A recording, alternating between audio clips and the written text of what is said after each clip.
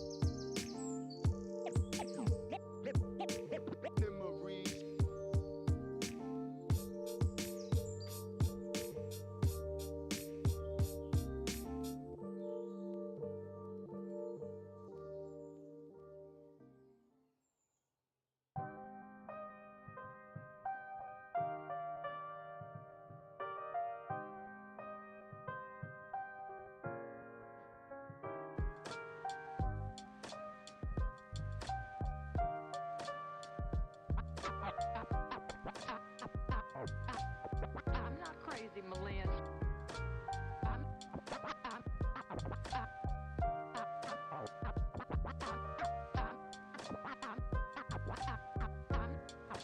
I'm not crazy, Malin. I've just been in a very bad mood for 40 years. 40 years.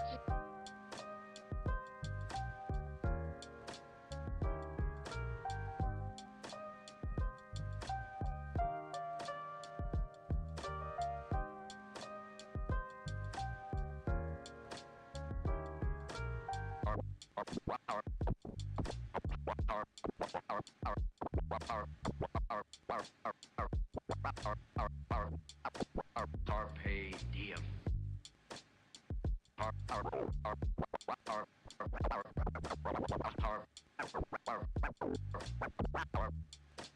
Carpe diem.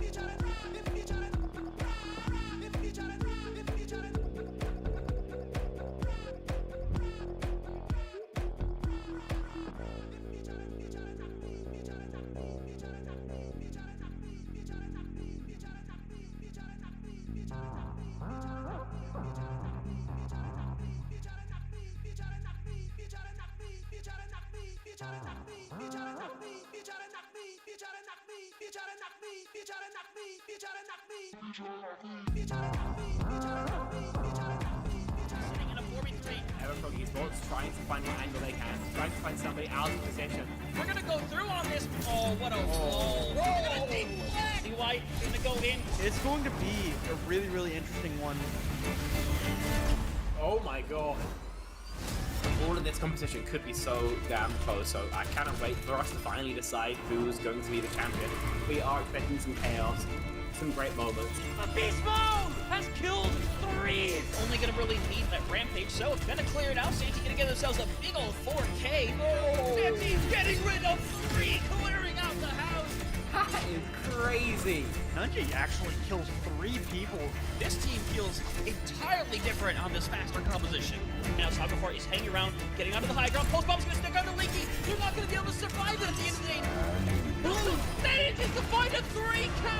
Rio shoving this Lana into a corner. Woo! One more for the road for Rio. That is all signs go. Melophobia with 3 Melophobia. Start the fight. They'll end the fight. Oh my god. Beagle Bus, they have to play aggressively into this energy. Popping off in a moment where you needed just that. Ruby in that backline. Oh, the flick. Looking for it. Oh my goodness. The 4th one as well. Do they get the ace? They get the ace.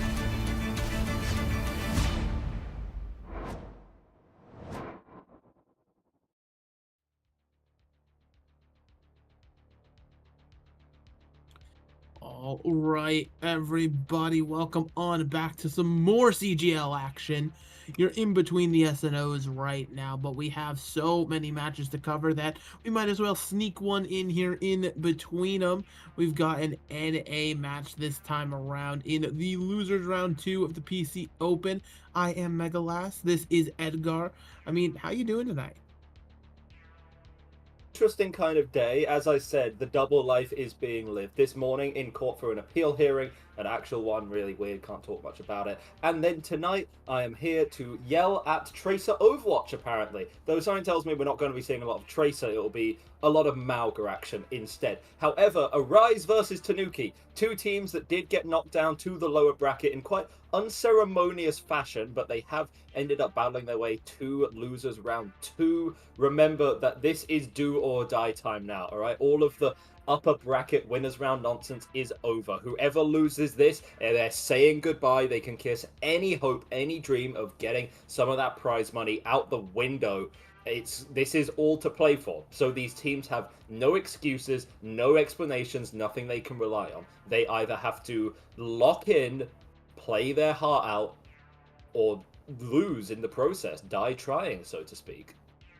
Exactly right. And I mean, if you're looking at the bracket like you see here, you know, both these teams currently in the loser bracket thanks to who you're seeing in that winners final setup. So they really were tested against the best of the best. They came off a little bit shy of it here, and now they're on that redemption arc like you were saying. This is that do or die time. This is where, you know, you got to make your last stand. One of these teams will move on, but the other one, their season ends here, and that's going to be such a brutal way for it to end. Because like you said, this Malga beta, it's been unforgiving, it's been an equalizer, and teams who can't catch up, can't adapt, you know, they're just unfortunately out of luck and out of time, because a meta shift might still be a few days away. Yeah, obviously we're still waiting on it. By the time that the new season comes out, we'll probably get a couple of balance changes. We'll get Hazard in the game as well. That's going to be very interesting to see how teams adjust to that. But we can think fondly of the future. For now, we have to very much think of the present and talk about the first team in this, which is going to be Arize. Now, they seem confident, for sure. They have some flexibility on their roster. 2 tank players that can play Junker Queen or Wrecking Balls. Smurfy on the Queen or Jags on the Ball. Both of those styles still very viable. If you do remember from the recent LCS Grand Finals, it was NRG Shock who had a lot of success playing the Junker Queen to its fullest potential. So we might not necessarily be seeing the Malga mirror being locked in. And in a meta like this, having an Ashe on your team, if Amadian can put on a generational level performance, Ashe can be such a carry. There's so much skill expression. Oftentimes you have a lot of space to work with, just to, you know, hit your shots, land big dynamites on grouped up enemies. If you have a Mauga, enable them even more by burning enemies at the same time. There's a lot of key pieces for Arize that could come out here, or should I say, key pieces that could arise. Do you like that one? I mean, you know, that's certainly one of the puns of all time. We'll put it on the fridge, maybe get a star for you. But their opponents on the other side are no slouches in Tanuki, right? I mean, this squad, you have Temp and Lich on that DPS line, Arizona on tank, and then Social and Solazen on support here. They've been able to get here, a little bit shakier of a path, but, you know, ultimately it doesn't matter, right? The history coming into matches, I feel like if you don't let it weigh on you, you can absolutely sort of find your second wind, get some things going behind you, because this Tanuki squad took down Beagle Bus, an incredibly powerful team. As we know, a lot of those members on that squad have a lot of CGL championships under their belt. And so being able to sort of step to a team like that obviously shows that you are more than capable. Like you said, the Ashe could be a massive play here for both of these teams, both teams getting to hover it as that favorite hero. But again, if we get to see that skill expression or not, it's just going to be a matter of time with how much these teams might be relying on the Mauga. And in such a macro-heavy meta, such as the Mauga meta that we're currently seeing, the problem you have is that for the side of Tanuki, they have coaches. They have two coaches, in fact, Kaizak and Dante, and Dance Flashes.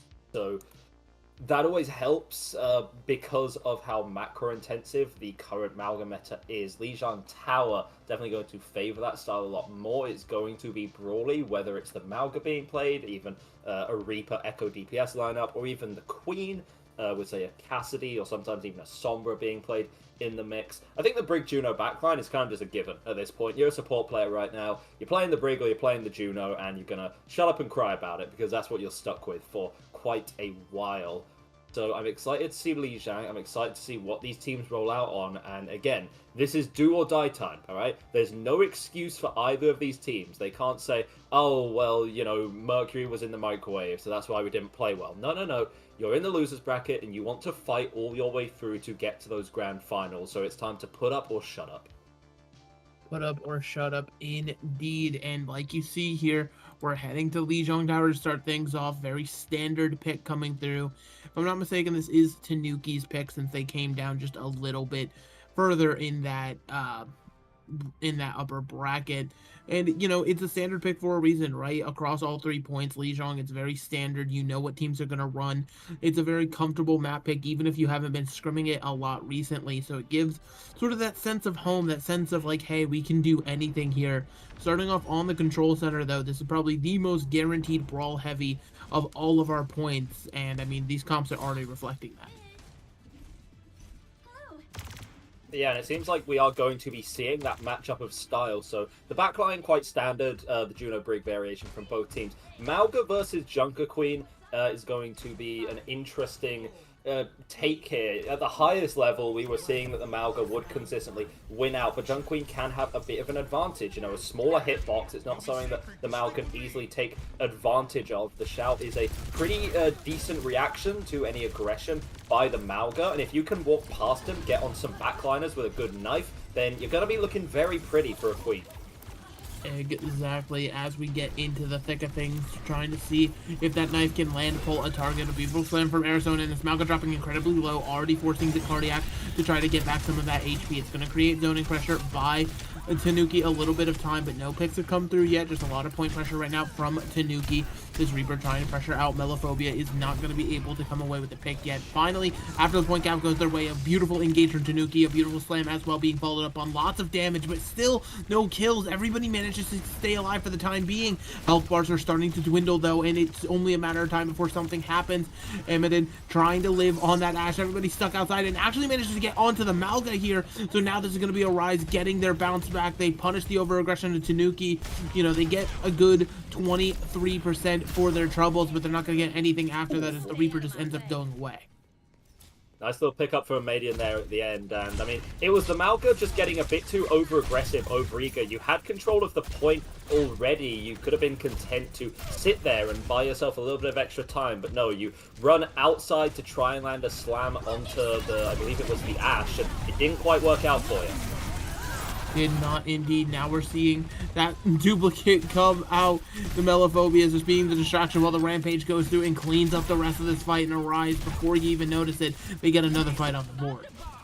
Rampage is an excellent way to deal with the orbital ray, right? Oftentimes, not having the mirrored orbital ray, you're just going to lose the fight. But if you have a Queen ult on the side, you can wait for it to come through, go through, and then all of that healing is going to be denied. You get the self-heal onto yourself. Suddenly, it's not such a pertinent ultimate anymore.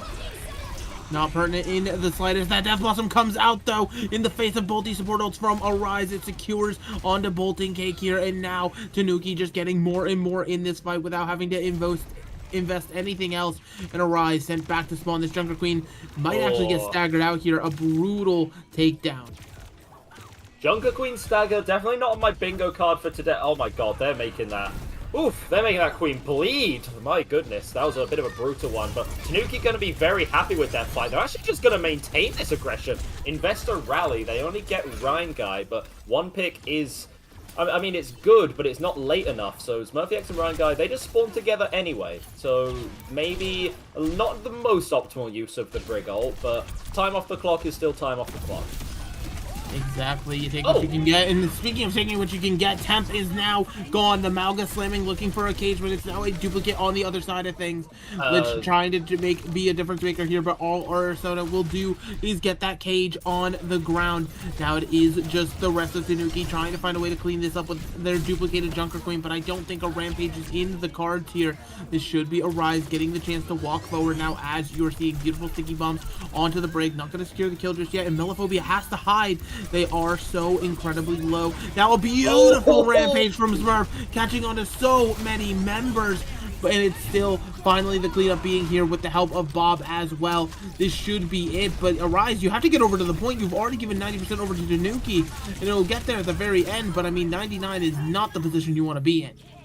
Arize are playing these fights well, but it's as you say, they're not particularly objective inclined. 98% means that this is going to firmly be final fight territory for both of these teams. You can see the effect of the Queen. Malga could really struggle to build up to that cage. Lap in ult charge happened from Smurfy there. In an extended, prolonged fight, you charge up the Rampage, pop it at the perfect time to really spell the death knell for Tanuki. And so now heading into this one, Melophobia on board with this duplicate can go onto the Malga, a Reaper, whatever the situation calls for. Some good sticky bombs. It comes up with a Malga dupe, and now they're going to be engaging. Both Malgas have hit the floor as Smurf has gone forward and found Social. Now with that pick, it's going to be Arize heading to the spawn doors, but they realize that there's somebody flanking around looking for a touch. Oh, just actually misses Lich, not realizing the echo is going to be towards point. They do manage to find it, not even a touch coming through, like you said, and just like that, Arize will take the first round.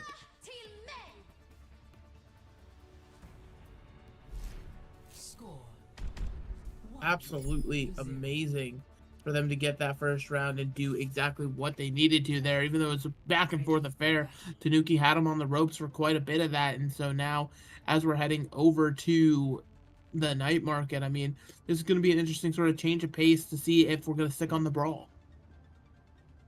Yeah, so I don't think that we're going to switch either of these teams. This is a point where the Echo is going to definitely make a lot more of an impact for either of these sides. There's a lot more kind of open space in the air to work with. Traditionally, Pharah is played quite often on this point, but Echo definitely seems to be the superior substitute right now. A Magen on the Widow, however, is definitely going to try and take control of main and make your impact felt before the fight even begins. Exactly, being able to remove the Juno is a massive feat. Now Tanuki just rushing to the point, realizing they're going to have that limited source of healing, but Arize is not going to let them go quietly into that night. Lots of point pressure now as Tanuki moves themselves back towards main, looking for another fight. The Widow is a known quantity now for Tanuki, so maybe you can sort of excuse that first cap, but if you take the fight over here on point, then the Widow sightlines are suddenly significantly worse, and It's a great TP. It's a great TP from Temp to get into the action there, and suddenly this Widow sent back to the spawn room. Is really going to struggle to do anything to this point when you don't have control of those sightlines. Exactly, and now Bolting Cake with an unfortunate little stagger is going to have to wait for that Juno to return for the fight for Arize. Amidid getting off of the Widow over to that Ashe now for the more consistent damage. And like you said, they figured out the sight lines and how to play around them. But this is going to allow Tanuki to play a little bit more forward, a little bit less fear behind them. Some beautiful sticky bombs on the Melaphobia as Arizona has found Bolting Cake again. This Juno cannot stay alive. Now the Malga is simply not living in any fear whatsoever. Melaphobia is able to trade it out in the back line, though. So now these Echoes are just looking for supports time and again here. But I think this is going to be the end of Melaphobia here, as Lich is simply just looking to try to finish that kill off. And despite some good trades like that pick on a social, Tanuki staying in control. Yeah, if I didn't know any better, I'd say Arizona was trying to do a touch the spawn dome challenge. You do lose your Juno in the fight, but they are eventually able to get back, and you're going to be looking pretty. Still in control of the point. We've been talking so much about SmurfyX's Rampage. See if Tanuki can shut it down.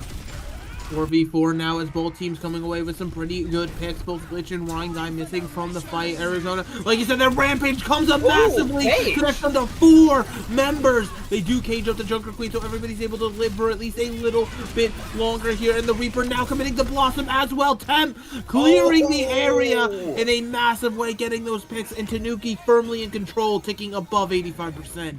And the moment the Blossom came out, Solazan was there. Think of a breakdancing Reaper. Now think of a damage-boosted, permanently healed breakdancing Reaper. Things are even worse. It's a crazy sky dash from Melaphobia to touch onto the point, but that's going to be all the dupe is good for. They get that contest, but it wasn't even in time! Oh, are you kidding me? It it's wasn't too in late for time. this. There's a little window you have to make sure you're inside of to trigger overtime, and getting off the point was just too soon. So just like that, first round back and forth, but that one was nothing short of dominant for the side of Tanuki.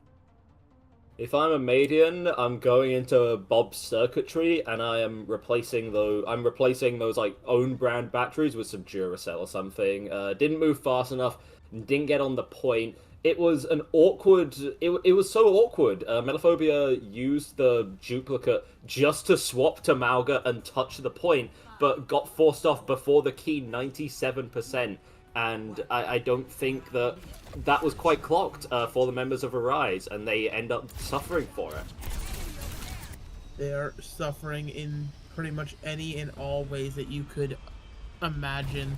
But now, as we're heading into this next round, right, the Echoes are just taking shots back and forth at each other, looking for this opening. SmurfX walking forward is going to get slammed up after trying to disengage, and look at how low these health bars are. You're not going to be able to get the healing there in time, thanks to Arizona, and now it's just a charge forward to clean up the rest of the squad as Tanuki continue their dominance.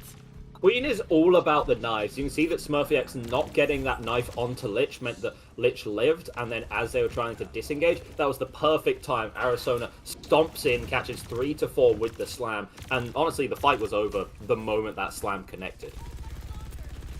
So it's gonna be more of those knives having to land and actually result in kills here if Arize want to get back into this map so far, because ever since that first round, Tanuki's really had a control on it with some beautiful slams. Like you said, Arizona setting up for another one here, managed to get a good stamp, lots of damage, but no eliminations coming through just yet, so plenty of time here still. Now a good knife pull is gonna pull Lich forward so incredibly low, does manage to live, and now we are seeing the walk forward from Arize, right? They see an opportunity with that low HP. The slam is not going to connect onto anyone, and an overclock trying to go through shields, do all of the damage it can, colliding through people, but with everyone being caged up means that health bars are going to be dwindling, and there's no healing in sight. The duplicate ends up going to waste, and Tanuki still manages to hang on. Great discipline from Tanuki as well there. They get to hold on not just to ults, but some really strong ults at that. They've just got to be very careful not to fall into the holographic water of the Lijiang Gardens. But Orbital Ray, it is going to be mirrored by Bolting Cake's own, plus a rally as well. But you can always throw a Blossom into the mix as well. We saw last round just how deadly that combination can be. Honestly, the ball is in Tanuki's court here. the ball in their hands. We'll have to see what they choose to do. A duplicate onto the queen here for Lich, but Arizona actually stomping forward, knocks Ryan Guy off the map, while the Widow is able to clean up on one without a tank. There's just not a whole hell of a lot you're doing. The touch the spawn door challenge about to be complete here, and Arize, they're running out of time. Desperation swap. Ryan Guy's gone over to Lucio. Amadian is playing on a creative angle, we'll call it that. You're able to get the touch through. It is past the 97% point, but Ryan Guy dies in the process. So overtime is triggered. Smurfy X has to leap or bounds over the lake to get the touch through. Orbital Ray is good, but the Orbital Ray is good from Bolting Cake. You get that, and the torpedoes as well. Temp is down, and it seems like there's a little bit of an opportunity here for Arize, unless Arizona has something to say about it. It's Doomfist trying to look for one man to get Bolting Cake out of it. Now slamming onto more members here. Not going to be low enough for that focusing beam to do any damage from the Echo. Now trying to get back onto this Widowmaker. Not allow those shots to rain true, but nobody's on the point. Arize, they were losing members, but somebody's going to be on the objective. Tanuki takes our first map here of Li Zhang, and Arize, again, you know, it feels like they were just lacking the point pressure all map long. Point seems to be a bit of an afterthought, yeah, for these guys. They look so strong and so dominant on the first point. That Junker Queen was doing wonders. Murphy X really taking over the lobby, but after that, it seemed to lack a little bit more. You couldn't get onto the backline as much as you wanted. You were forced to take those frontline brawls, and in those frontline brawls, you are always going to favor the Mauga. I mean, absolutely, right? The Mauga can just do so much more in sort of that tank-to-tank matchup. So the value the Queen finds is, like you were saying, from those knife pulls, getting somebody out of position, getting the rest of your team to follow up on that elimination, and getting the kills that way. Because, you know, again, when you're in those full-out fights, you're just going to get bursted down by either the Mauga, the Reaper, what have you. That being said, Arize, they now have free pick of the board for our next map and mode. They could really take us anywhere here if they want to keep playing Junker Queen over the Mauga. I'm trying to think of like what would be best. My first thoughts are something like Servasa potentially, but still the Maugas can find plenty of strength on a lot of those points. Yeah, I mean, honestly, you live by the Mauga and you die by the Mauga, and even though they play slightly differently, just in terms of the nuances, say, playing for a cardiac instead of a shout, or playing to land your knives on backliners, roll fast a frontline trade. They are very similar comps in essence, right? It's on account of the Juno Brig backline. It's very brawly. You have the speed ring to basically engage and disengage from fights at will, plus the consistent AoE healing and packs of the Brig to keep your brawlier DPS in the fight as well. So they do play similarly, which is a problem because any map that's going to be, in theory, good for a Junker Queen, one which doesn't have a lot of verticality to deal with, allows you to land these knives on the front liners, get through onto the back line as you want, they're also good for Mauga. Because even though, as I said, they play a bit differently, but fundamentally this archetype of the rush down tank with the one really good stay alive cooldown, which you use on a cycle, and basically your entire game plan revolves around. They're one in the same. They're one in the same.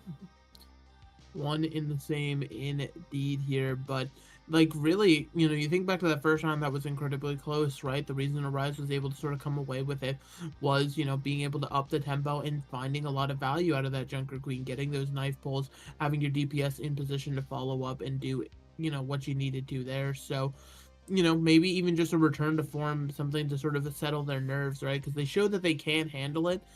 They just have to really not let Tanuki continue to be these over-aggressors that are just controlling the tempo of the game, because that's just going to continue to pick this Queen comp apart more and more as we go throughout the series. The magical voice in our head has decreed where we're heading next, and it's an interesting one. We're headed to Havana.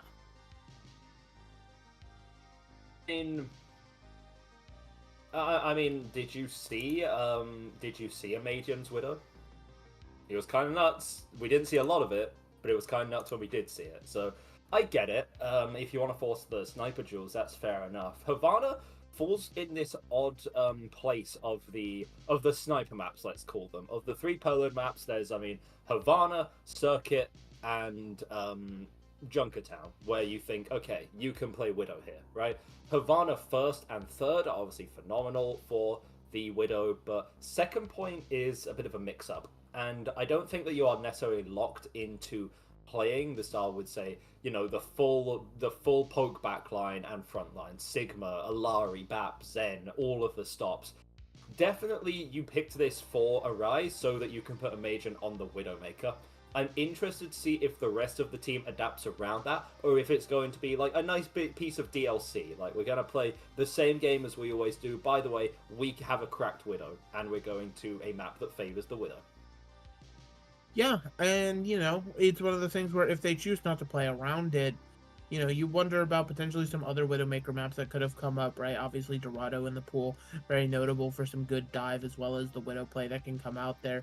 And Havana, I feel like at the very least, it's going to force a response, right? Like, Tanuki can't just sort of muscle their way through it, try to deal with it in any other way. It really is going to have to be, you know, some sort of hit scan duel, or potentially some flankers like a Tracer or Sombra constantly trying to find pressure applied to that Widowmaker, because they will make their life a living hell. That's just going to be the name of the game, exactly how it goes.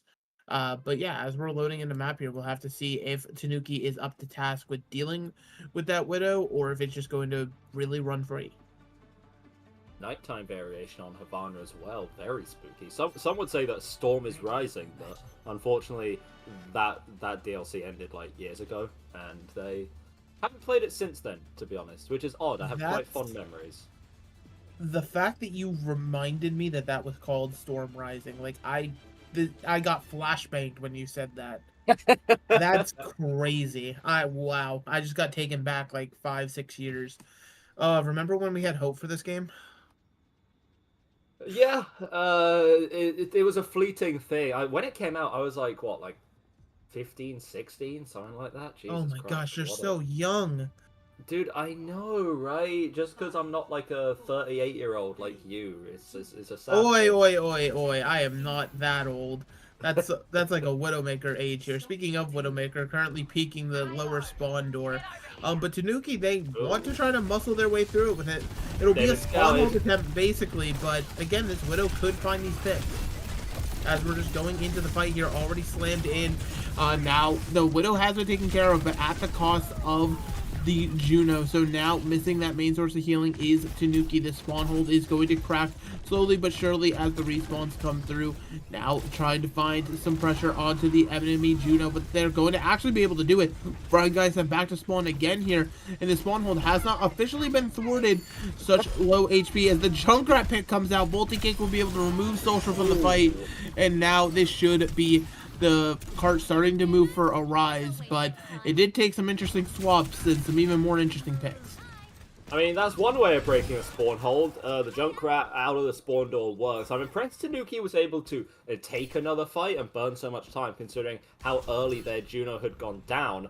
But again, you don't necessarily mind taking that early fight for Tanuki. You have the spawn hold. Even if you lose basically instantly, it's fine. You get like 2 more fights on this point. It works out for you.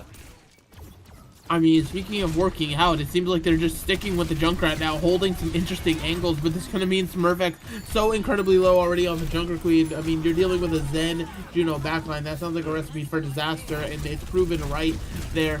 The Junker Queen now missing from the fight. The Junkrat soon to follow as the Malga charges forward. Just trying to see if they can get anything else. It looks like Bolton Cake is now going to be the next member under fire here, as Arize realizes, yeah, Junkrat might not be for us.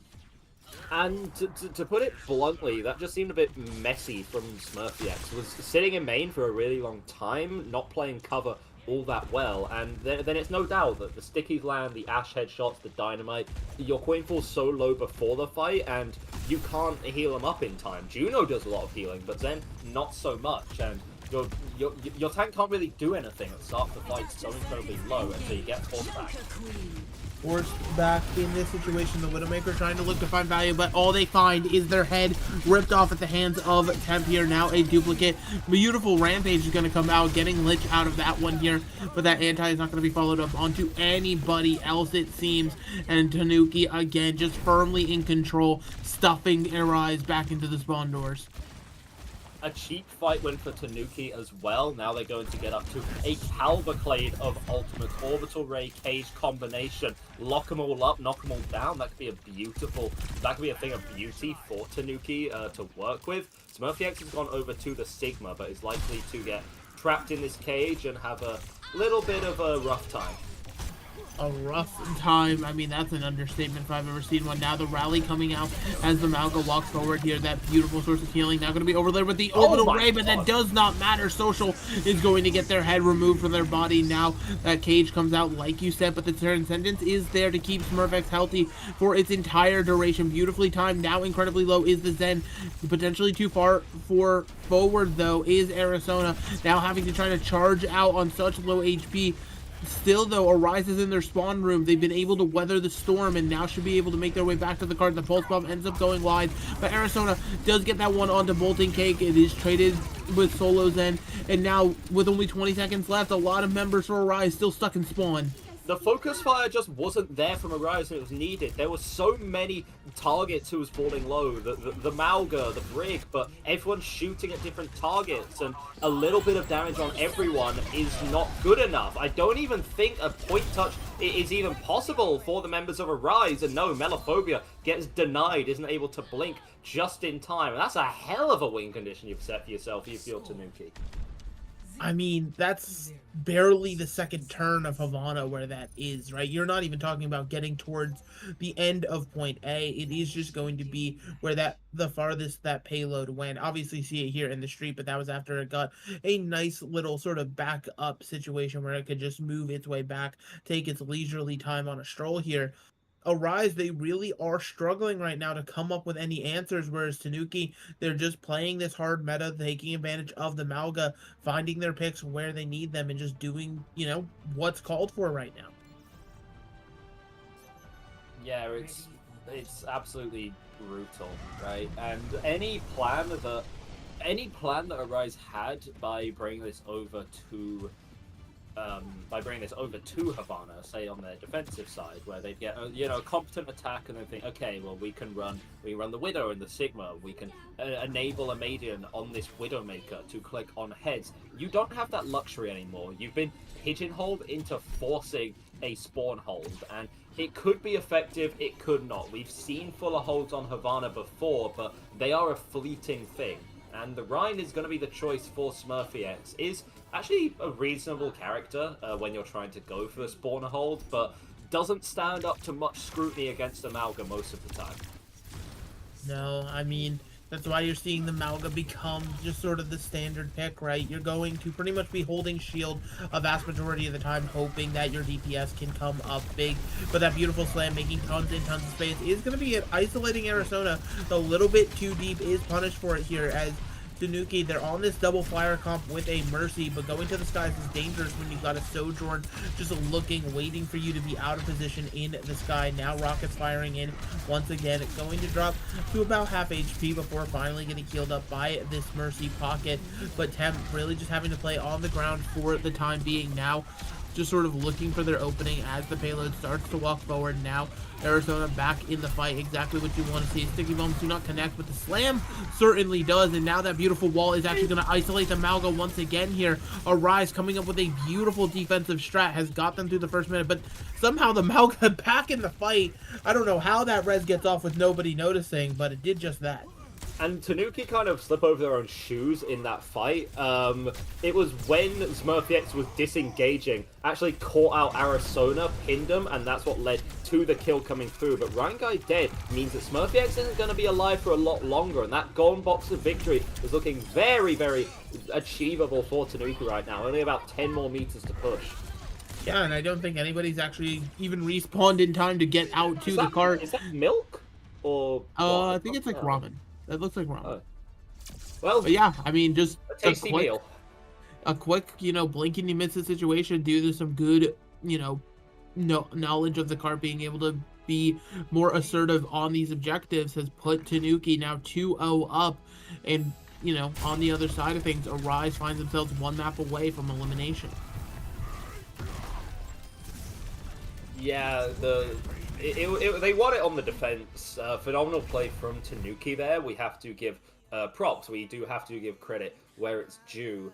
And suddenly Arise, we were holding out hope, given how the first map went, of, okay, so Gardens didn't go great, and neither did Night Market, but they were looking very comfortable. They were looking very pretty at the very start on Control Center, and then things have gone downhill from there. Havana their map pick to try and enable the Widow, but they can't even push it, past the second corner effectively. And again, they can't play the Widow style. Like they just don't have that luxury. You cannot have a Ryan spawn hold with a Widow just sitting at the back of the point. Either Widow's just going to get deleted.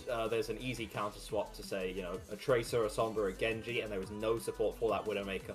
Or you play them at the front, and, well, they just get walked on, because Widow shouldn't be playing at the front. You can't play it, have to go to a Sojourn instead. It didn't look bad. You can farm the Malga for Railgun very, very easily, and make life a living hell for those flyers, but it was death by 1,000 cuts that eventually forced Arize into making some uncharacteristic mistakes, and now their backs are against the wall. On match point, down 2-0 in the losers bracket. Again, there's no excuse right now. You lose this, and that's your season done, and we'll see you in the new year. Exactly. So with that elimination threats looming for Arise, we are going to throw it to a quick break, give everybody just 5 minutes, a chance to cool down, think things over before we head into that third map. So don't go anywhere. We'll be right back.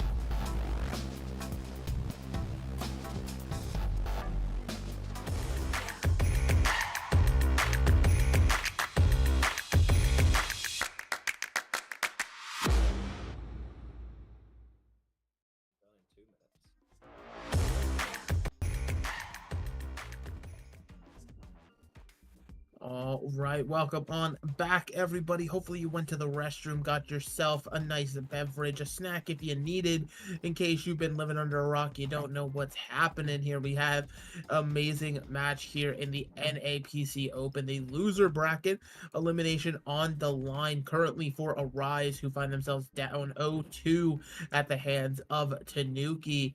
And I mean, so far, Edgar, as we've been going through the series, it really hasn't been as close as we'd hope.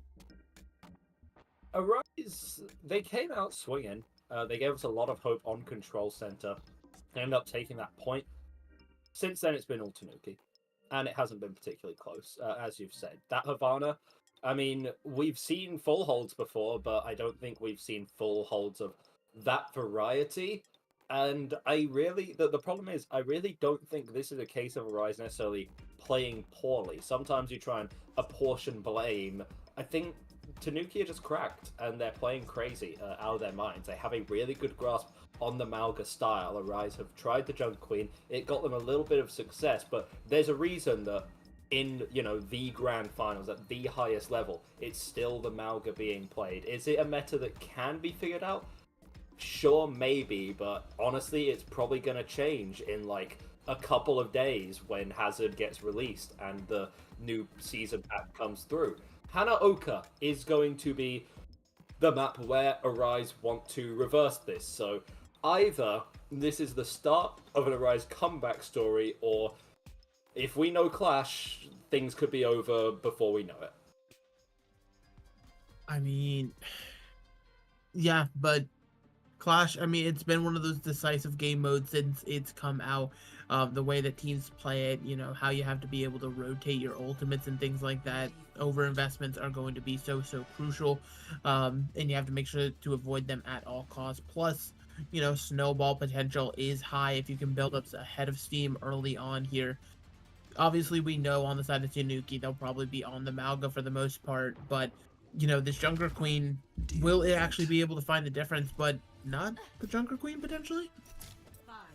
Well, Reinhardt's a play, at least in theory.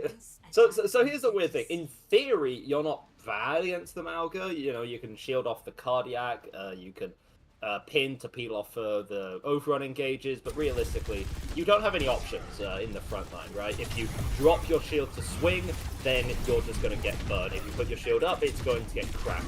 Murphy's going to run through, and Arizona force him to a really strange position. Very strange indeed here, as now we are looking to see where they choose to swing at. Both these teams just trying to do what they can now with the being knocked down towards the point. Arize able to get that first pick, removing Lich from the engagement here. Absolutely massive. And yeah, we've sort of flipped the script on its head. Arize now being the Malga team gladly here, whereas the Reinhardt maybe you know, just not the play for the time being, as it'll be Arize taking the first point. Yeah, and crucially, it seems like they're going to get capped before all the spawns can come in. So there's going to be a window of opportunity to park themselves, for Arize to park themselves on the point. Already, Melophobia dealt so much damage in that last fight that a duplicate is going to be on the table. Can really catch Tanuki by surprise with this one.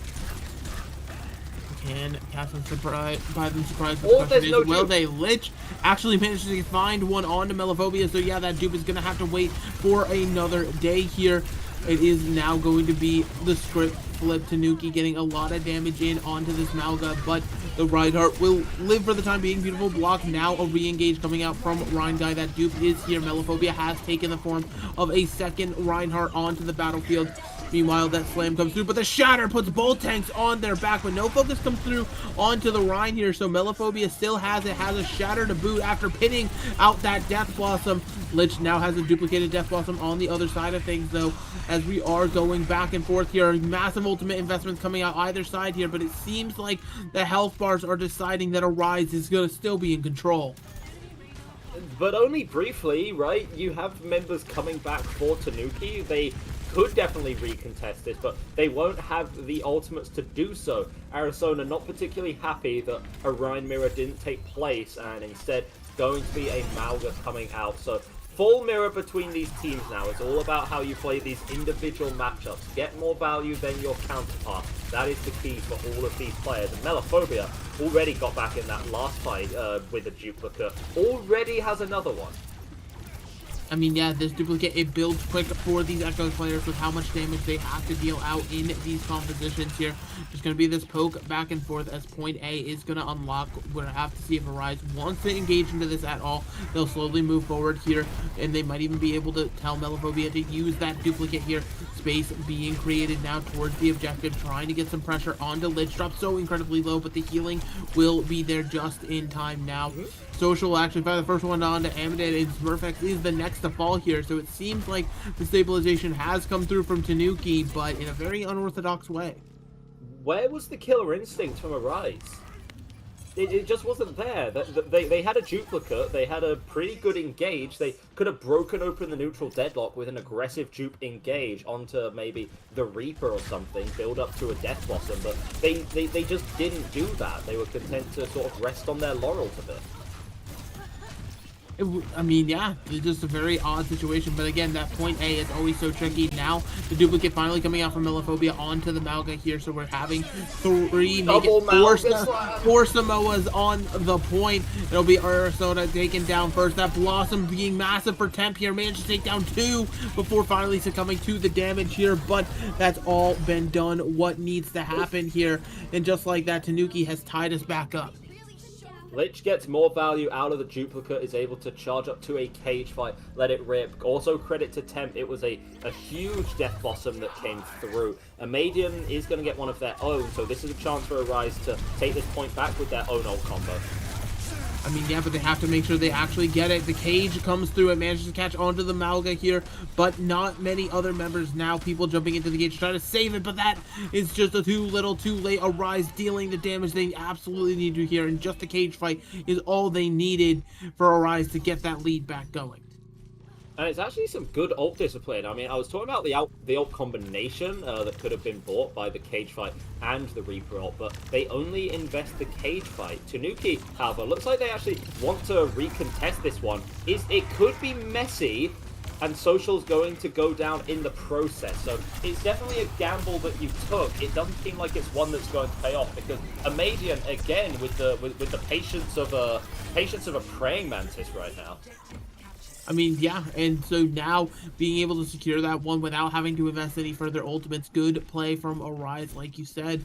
Now looking into this next fight, Tanuki still at a massive disadvantage as they're about to be pushing into 4 ultimates from Arize.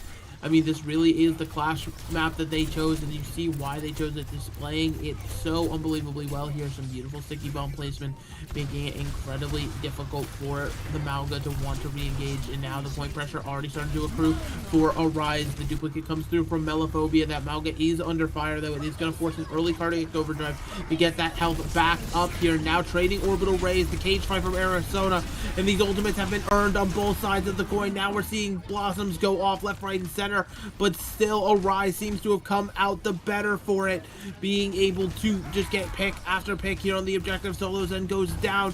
The Echo is soon to follow, and the ult trade does not matter as Arize continue to get another point under their belt. Arizona's cage seemed to be their own undoing, their own tomb even there. You only need one more cap here for Arize to begin this reverse sweep. Keep yourself in this bracket for as long as you possibly can. You have a cage to do it, but Social has a rally to respond. Is that going to be enough to survive in all the circumstances? That will be the question that we're looking at here, as Tanuki is, being pushed back into their own spawn here. They do have a rally to work with, but with the cage fight looming from Smurfx, and that pick from Melophobia could be massive. Now they're going to be chasing down the Reaper, trying to escape with that raise form, but Temp just can't do it. Now the cage fight coming through in a beautiful position here for Arize. They managed to take out Arizona, and that point, while it had a lot of percentage built up for Tanuki, is now going to quickly flip the other way as all the members have been dispatched. Only one tick needed. You're seeing it start to tick up here. Arize, they have a duplicate. They're going to have a Blossom as well. Tanuki really don't have anything to come back into this one. Trying to look for a touch. It's going to be the Mauga Slam coming through first. A beautiful anti is not going to come up with much of anything here for Social, as it is now going to be Melophobia getting a duplicate onto the Tracer, getting that kill onto Social, but Evan actually investing the Blossom here as well. We've traded out Maugas now. It's a chaotic fight back and forth, but it still seems like Arize has the numbers to finish it off here and now. That point pressure is ticking up. Nobody's there to stop it, and the sweep will not happen. We're not done yet. Amadian realizes, why weren't we just playing the Mauga the whole time? Now, you gotta give, there is the caveat that Tanuki was running the Rhine for 2 of those points. Might not have been the optimal play in any sense of the word, but 5-point caps regardless, and I think by the end, both teams were really trying their best. It was the ult economy eventually, which was managed so perfectly by the members of Arize to get themselves back into this, and it's a 2-1. The reverse sweep is now very possible for Arize here. If they're feeling confident, if they've really found their guns on this Mauga composition, and they feel confident enough to match Tanuki into it, then things could change, and they could change quickly. But it's going to be on Tanuki now to pick a map that they think is going to fit them best. Exactly right, and that sort of map pick is what they're going to be trying to fit here. But if they've been actually matched on the Mauga composition, you have to start to worry a little bit. That's going to be something that sits in the back of your mind here. As I'm trying to think through. We went to, what was our second map? It was so quick, I just don't even remember it. It was Havana. So okay, so we've gone to Escort, we've gone to Clash Point. You've got either Push or Hybrid up next, and trying to think through the maps, all the options that we have. I don't even know where we'd go. I mean, maybe you go to Push, because then even if you're having to pick Hybrid, the Hybrid's what's left Hey, Les, over. I'm going to let you in on a little secret. Alright, It's an industry secret. Okay. They're going to play Mauga. Believe it or not, you know what? I actually hope that Mauga gets disabled right now. He's just gone. That way you're wrong. Like someone takes him out back and just breaks his kneecaps with a baseball bat? No, I think he's a strong guy. I think more he of would a struggle. more of like a wholesome ending. Like we just send him on vacation somewhere. Like he gets to, like he's got that skin for it, right? Where he's like just trying to vacation, chillax, do his own thing. But I feel like, here's my issue. I feel like when you grow up in the Isles of Samoa, which is so tropical and it's such a nice place. It's such a nice place. No vacation spot is really going to do you justice. Maybe Mauga wants to take a little trip to Peru, because that is where we are going in Runasapi. At least I think Runasapi is in Peru, unless I haven't got my Alari lore quite correct. I'm not touching that with a 10-foot pole because I don't want to be wrong. Fair But yeah, enough. Runasapi is That's what I do. I take the heat for being wrong. Runasapi is the name of the game. But no, I think you are right. I think it is Peru or somewhere around there. And it's an interesting one, right? This is guaranteed to be the Malga meta. But I think out of all the push maps, this is the most interesting, right? Because a team could be up 120 meters and it truly is not over. Like the other push maps, that's like a pretty dominant lead. You're not catching back up in that situation, but we've seen this map on both the OWCS stage as well as here in CGL. Just amazing comebacks happen all the time. This map is never really over until it officially says a team has won or lost it. And honestly, I mean, I wish I could tell you why, to be honest, but you're completely correct. We see a lot of reversals on Runasapi of all of the push maps. Oftentimes, you'll go down the first few fights, lose your forward spawns, and think, okay, well, this is insurmountable. We can't come back from this. But and again, someone a lot cleverer than me will have to break down why. But Runasapi just doesn't really conform to those rules. We see a lot of reversals, so don't take what happens in the first few fights to be gospel as to what may happen for the rest of the map. Both these teams looking strong on the Malga comp. Arize are finding their footing, and I truly think that this can still go either way. Arize not ready to go home just yet, trying to find that pressure. Meanwhile, Tanuki would love to shut it out instead of letting Arize think they have a shot at it. Now we are meeting on this side here. Bot hasn't even unlocked yet, so it is just this pressure back and forth. But it is Arize playing a little bit lower, so when that bot unlocks, they are going to be able to establish some pressure on that. It is going to be the Reaper with no Wraithform. Speak of temp got out here. Now means that Arize has the man advantage. Going to be pushing forward, but actually being able to take out the Malga, a massive pick here as the charge now comes forward from Arizona on the other side of things. 4v4 situation, make that a 4v3 as Melophobia able to take down Lich on the opposite side of things. Now Tanuki, they're trying to establish themselves a little bit better here. This Malga so incredibly low, begging the supports for heals, but those healers are about to be cut down. An early rally from Social, these Briggs doing what they can, but now a duplicate from Melophobia after killing Solo's End, trying to farm a Death Blossom, going to be chasing down this Malga, not allowed to leave here, and the duplicate is going to be burned for a Blossom, can be ripped. Arize is in control though, they're getting the bot moving, and yeah, just an insane long fight. Yeah, I mean, an insanely prolonged fight. You know, the rally came out from both of these sides. Arizona's getting close to the cage. Another duplicate as well from Lich 2. Fight could still very much go either way, but both these teams are playing at high tempo, and that's something that we love to see. Exactly, so that's why we have another duplicate out from Lich, but this time the Blossom's been built, and it's clearing the entire area! Absolutely insane with the combination of the orbital ray there to do the goddamn thing, and Tanuki get the bot moving on their side. Oof. What happens? You see a guy in a mask walk in a circle, start breakdancing, everyone falls on the ground, and as a Tanuki fan, you've got to be happy to see that. Now Temp is going to get their own Blossom as well. Melophobia has to be very careful to not get caught out before the fight even begins. We're going to see if Arize want to take this fight before. No, they're going to let the point go, but then they're going to take the fight. Taking the fight, just waiting, trying to find their advantage here. A TP and another Blossom, but this one shut down. Temp really could not have asked for a worse Blossom attempt there. It is Arizona able to turn the tides, though, getting a nice pick. A duplicate onto the Juno for Melophobia here. Maybe not the pick you want, as now you have 3 healers just with a Reaper alive in the fight. But Evident is going to be taking down Lich, so who knows, maybe Arize can still find their way back into this one, not even having given up forward spawn yet as they move the bot.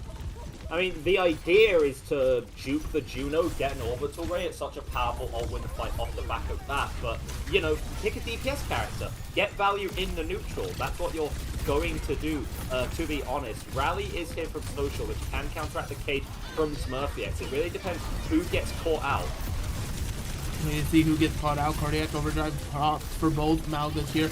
The rally's coming out once again to give everybody the extra health, the extra sustain, but no stuns coming through just yet. Now Arize stacking ultimate, but it's going to be an orbital ray from Solo's end.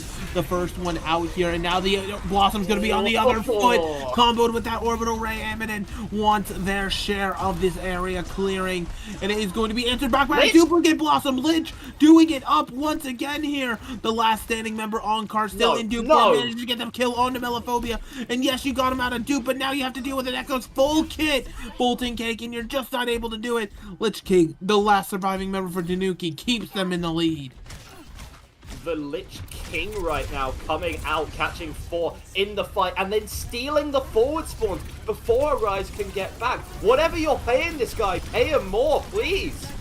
Pay him more indeed. Now gets the main of that damage onto Ryan Guy. Bolting Cake soon to follow here. A quick re-engage from Arize is not what they want. So now, with Melophobia having wasted a duplicate onto the break, they do manage to find one onto Arizona, but that's going to be all they get for the troubles, as Tanuki is going to get this bot continuing to roll. To keep going forward, and Arize, they burnt so many ults for that fight in the center of the map, and it looked good for them. Tanuki are looking dominant, and they have the ult advantage as well. The Blossom, no answers that Arize have for it. No answers, but they shut it down last time. Let's see if they can do it again, or if it will be slightly less telegraphed. You're having this extra health be applied to everybody, and that Blossom comes out. Temp manages to get one under Ryan Guy before being shut down again by the focusing beam. Lich is able to answer back though, and getting even more. This Echo has come alive. Lich really doing what they can. We've now passed that 100-meter mark, and it's starting to look like Arize is going to have to mount a defense in their own spawn. I have a feeling that Lich just like took the break in the last map to like overload on creatine or something like that. Guy's playing like an absolute nutcase right now, but Arize have an opportunity now to shift the momentum in their favor with their own Blossom, but they have to go before Sozen gets this orbital ray and lets it rip in the fight.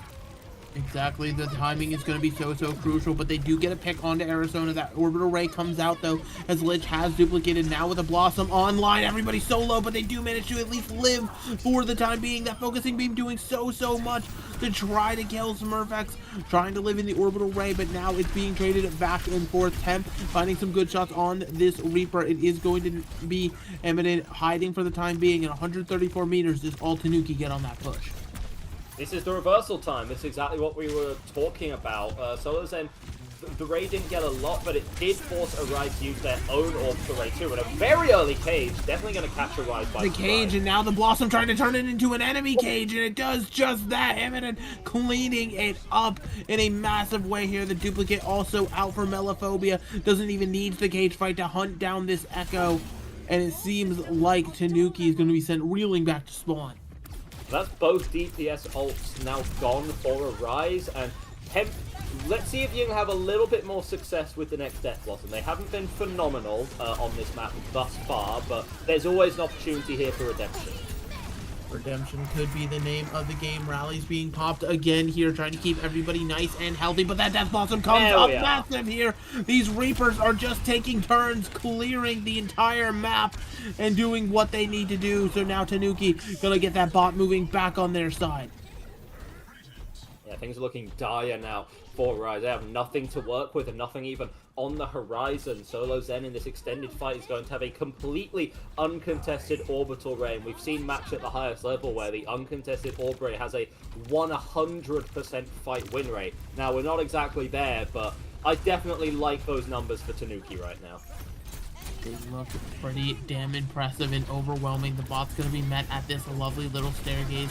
Arize trying to find some momentum with their high ground pressure. They're just simply pushing forward, and now Arizona's going to be able to go forward, get a good stomp, removing Smurfx from the fight, cleaning it up with even more picks. No ultimates even need to be invested, as Tanuki is going to keep it rolling towards potentially a full completion. And it looks not just likely but certain at this point. This is the coronation for Tanuki. They're going to claim their crown, get themselves through to the next stage, stay alive in the losers bracket. Orbital Ray coming out to the spawn doors of Arize. Has to be medium with a Wraith to touch. but he raced back trying to take the fight, and just like that, no point pressure. Nobody able to do anything as they're all caged up.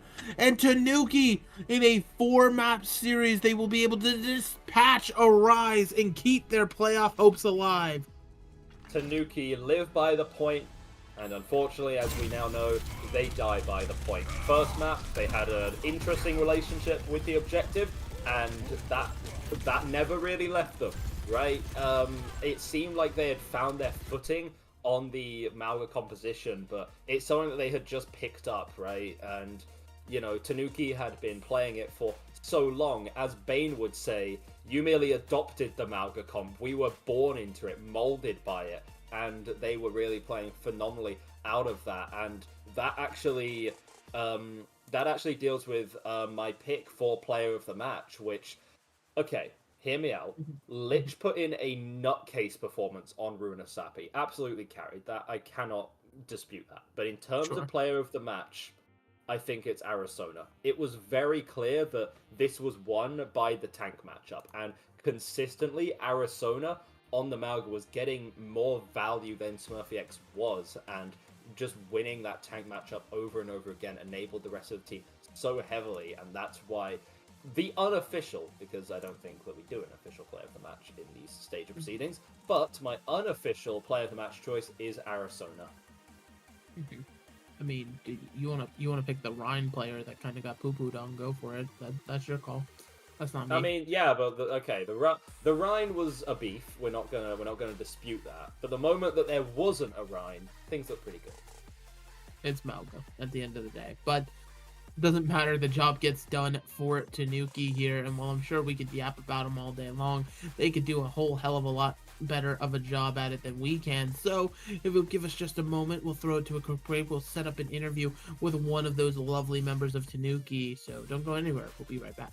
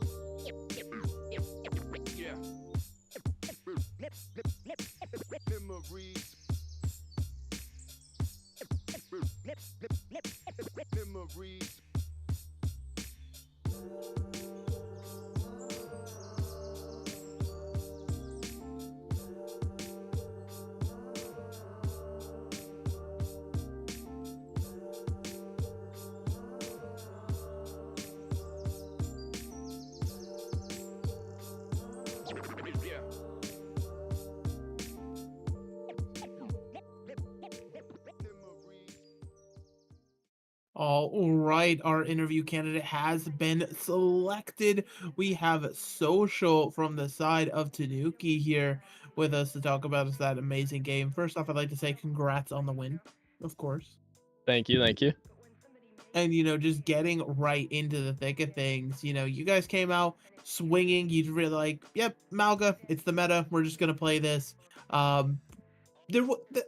question will mainly be about the Reinhardt. Did it come out because you guys were up 2-0, you figured you could get a little silly, or was that actually like a we could do this type thing? It was a composition we tried earlier in the collegiate season against Northwood, and it worked really well against them. And so it's the same collegiate tank we had, and so we were thinking it might be able to work in this Mauga meta, but we were really shown that it's really ineffective, and we should probably just stick to the meta and stick to what we know. And I mean, Mauga's meta for a reason. We were talking about it, and going on to that question further. For the first couple of maps, you had a Junker Queen to deal with. Now, this has thrown some teams for a loop. The Junker Queen has some advantages against the Mauga. You know, the smaller hitbox is hard to take advantage of. Queen can land good knives on your backline, and suddenly you struggle quite a lot with that. As a team, is there a specific way that you play the Malcomp to deal with a Junker Queen specifically, or is it just more of the same, force the frontline brawls and just burn the tank down? While it is a lot of the same, it's a lot about respecting the queen or cooldowns. The major cooldown really being the axe there. If she gets a big axe in her backline, it's bleed, it's heal, it gets cooldown back faster. So we really look for triggers and aggression to look, and just respecting what her kit can do differently than the Mauga kit and being able to adapt.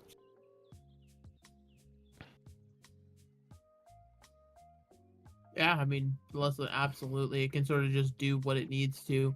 And the Mauga is sort of just that great character. So, now looking ahead, right? You guys are still alive here, but you have a lot of matches coming up ahead.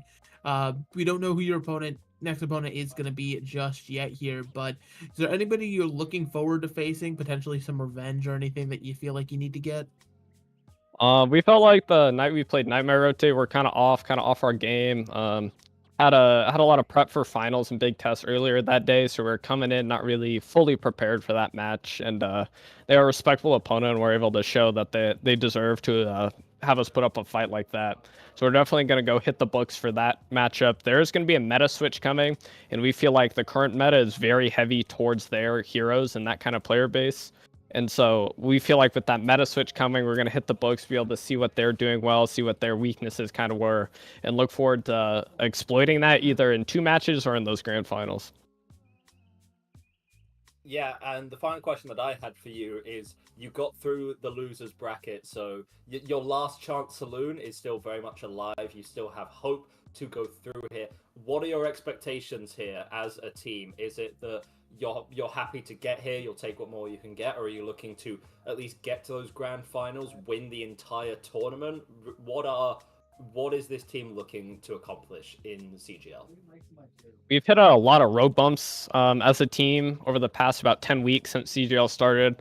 A lot of different little bumps in the road, but being able to stick together as a team, stick strong, it's very important to us. We're looking to win it all. We feel like BSC, while they're a respectful opponent, they do have their limitations as just a collegiate team. We feel like with our combination of collegiate team and players and coaching staff we're able to bring from the outside, we feel like as the weeks continue, as the meta continues to shift and change, we have a great coaching staff backing us. We'll be able to make these kind of changes and take the grand finals. Alrighty, well, before we send you on up out of here, we'll give you a little bit of time if there's anybody you want to shout out besides your lovely coaching staff, or maybe just give them even some more praise for how great they are. Yeah, like I said, we love our coaching staffs. They've been through us through thick and thin. They've been able to be like mentors with us, just be able to not even coach in and outside the game. Love the coaching staff. Honestly, could not be here without them. The amount of hours and dedication they put in, paid or unpaid, it's really great. Also want to thank my team for sticking through this. We've been through a lot of road bumps as a team, like I said, a lot of different issues arising, and just being able to stick together as a team, realize that we're just here to get better and learn, leave everything else out the door, and just come with a winning mentality. Absolutely amazing. Well, let's go celebrate with that lovely, lovely team that you're talking about, and we look forward to seeing more from y'all. Thank you both for putting in the work here. I appreciate it. Have a good night. So nice, so kind. You love to see that, somebody who's just humble, just the love of the game, that knowledge. It's great.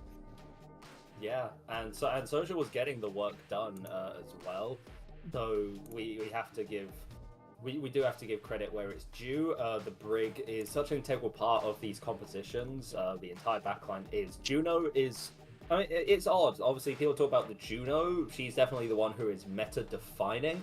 But arguably, I think that in that comp, the Brig does more work and heavy lifting, right? Juno isn't complex in that sense, if I could argue that. You're essentially heal botting for the most part, using speeding at the appropriate times, trying to charge up to that ult as fast as possible, and you aren't never really at that much threat of death. It's a very frontline heavy meta, so you're mostly just looking to enable your other play as much as possible. With Brig, I mean, your positioning has to be on point. One missed bash and you're dead. You have to constantly be proccing Inspire. You have to be looking towards your Juno if they do need any help, while packing your DPS on angles, while also sometimes acting as a frontline if your Malga's falling low and you have to step in, but not for too long, obviously, or things will go disastrously. So, spectacular performance from all of Tanuki there. They've definitely earned their win here. Commiserations to Arize, of course, they did lock in on that Hanaoka. Things look to be coming back for them, but Tanuki is far too dominant in the end. Yeah, and I mean, with all that said, we're now just another playoff game down, but there's more matches on the horizon. It is Saturday. That means another SNO Saturday Night is Overwatch coming your way in about, if I'm not mistaken, the 42 minutes. I shouldn't do math live, but I'm going to say 42 minutes because that sounds right to me. So make sure you can hang around in the Twitch channel, because guess what? During SNO, you get to earn all those tokens. You get to watch some very great games. You have the lovely desk. Honestly, listen, if anybody's able to stay between games, Twitch chat, my job is for you to now call them smelly. And they won't understand it. They won't know why it's happening, but it'll be great regardless. But of course, I've been Megalass. It's been Edgar with me. It's been a pleasure as always. We had Echo running things behind the scenes as our producer. Then we had Mochi and Mara being our lovely observers, getting our in-game camera shots. But with all that being said, we gotta get out the way. Hopefully, you'll have the wonderful rest of your evening, and stay tuned to more CGL.